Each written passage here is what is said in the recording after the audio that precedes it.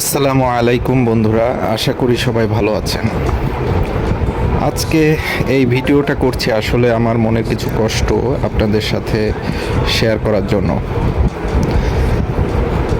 আমরা অনেক কষ্ট করে এই দেশটাকে স্বৈরাচারী শাসন থেকে মুক্ত করেছি। 5ই আগস্টের গণ অভ্যুত্থানের পর আমরা নতুন বাংলাদেশের স্বপ্ন দেখেছিলাম, কিন্তু প্রশ্ন হচ্ছে আমরা কি আসলেই সেই স্বপ্নের কাছাকাছি পৌঁছাতে পেরেছি? সত্যি বলতে আমাদের আশা আকাঙ্ক্ষার খুব সামান্যই পূরণ হয়েছে। আমরা মত প্রকাশের স্বাধীনতা পেয়েছি, এটা সত্যি, কিন্তু দুর্নীতি, বৈষম্য, স্বার্থান্বেষী মানুষের প্রভাব এসব একটুও কমেনি। আমি আমার নিজের একটা অভিজ্ঞতা শেয়ার করি। আমি MBA করার জন্য বিদেশে অ্যাপ্লাই করেছিলাম।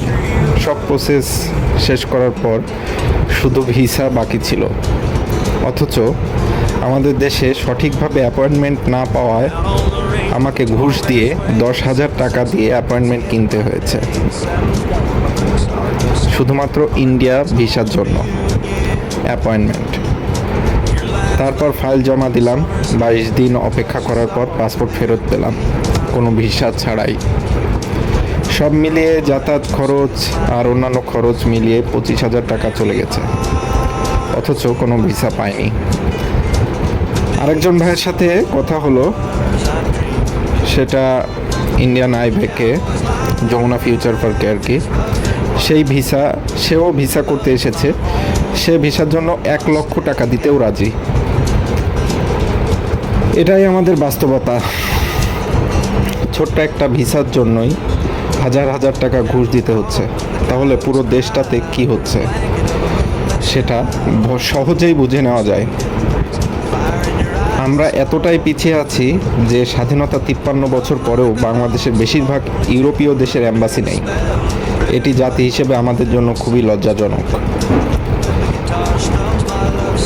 সবশেষে বলতে চাই, বাংলাদেশকে যদি সত্যিই মাথা উঁচু করে করাতে চাই আমরা, তাহলে আমাদের স্বনির্ভর হতে হবে। প্রতিটি দেশের অ্যাম্বাসি বাংলাদেশে থাকতে হবে, যাতে নাগরিকরা হয়রানির শিকার না হয়। আর সবচেয়ে বড় কথা, আমাদের দুর্নীতি থেকে বের হয়ে আসতে হবে, কারণ দুর্নীতি আমাদের জাতিকে ধ্বংস করেছে। আর দুর্নীতিবাজ মানসিকতা থেকে আমরা যদি মুক্ত হতে না পারি, তাহলে এই দেশকে কেউই ভালোবাসবে না। আস্তে আস্তে সবাই মাইগ্রেট করে অন্যান্য দেশে পাড়ি জমাবে। এই দেশটাকে কেউ আসলে ভালোই বাসেনি কখনো, সবাই শুধু ব্যবহার করে গিয়েছে।